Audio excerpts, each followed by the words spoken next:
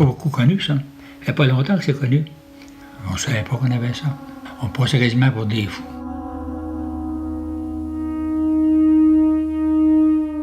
Même encore, il y a à peu près un an, à un moment donné, je me suis mis à pleurer dans le centre d'achat.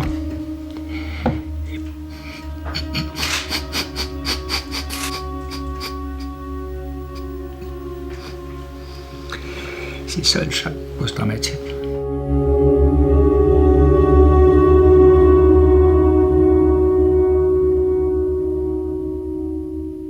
Après la guerre, on est à l'envers pas mal.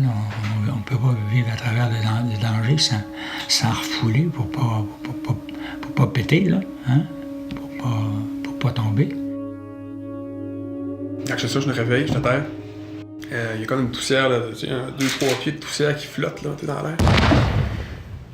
Puis là, je sens ça. J'ai le goût du sang, le goût du métal dans la bouche. J'essaie de me relever, là, j'étais. Pour être bien honnête, j'aurais tué n'importe quel Afghan, j'aurais pu voir à ce moment-là, j'aurais eu le noyer. Dans ma tête, c'était comme on s'est fait frapper, quelqu'un nous a attaqué, réagis, faut que tu te battes, c'est maintenant le temps, puis défends-toi, puis défends tes gars, parce que t'as été voitu, là.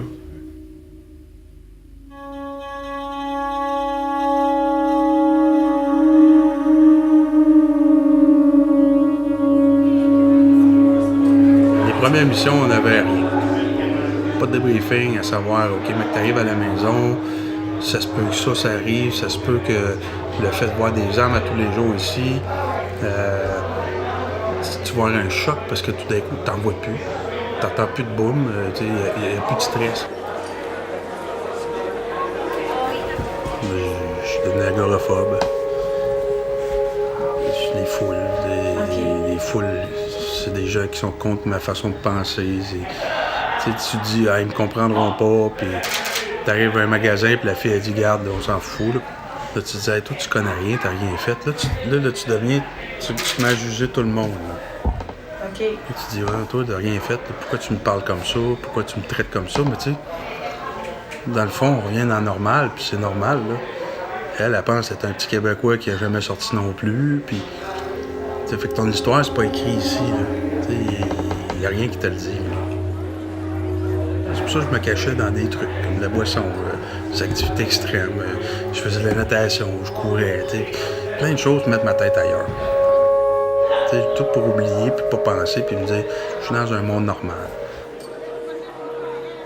Moi, je dis, le gars sort du militaire, mais tu sors pas le militaire du gars, là.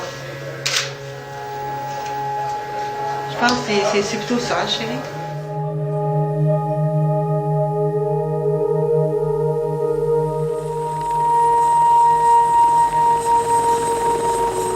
Dans ces années-là, tout était secret. Les journalistes n'étaient pas sur les lieux. Tu n'avais pas le droit aux caméras. Tu n'avais pas le droit des téléphones chez vous. Les cellulaires n'existaient pas. Tu n'avais pas le droit de rien dire à personne. C'était pas évident, là. Puis tu n'avais pas le droit de te plaindre. Ah non, tu te plaignais pas.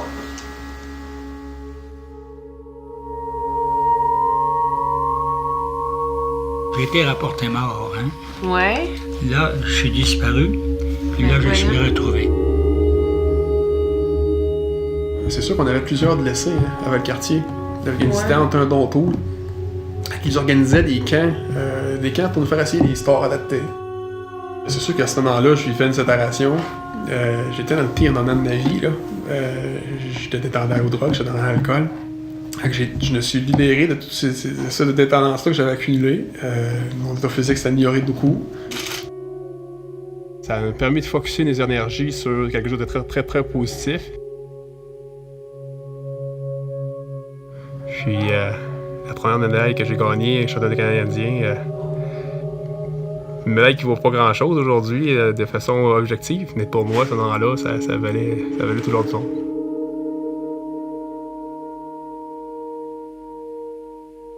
Tu penses que tu te sentirais mieux si tu repartais là-bas? Moi, demain matin, on me dit, tu pars, je repars, là.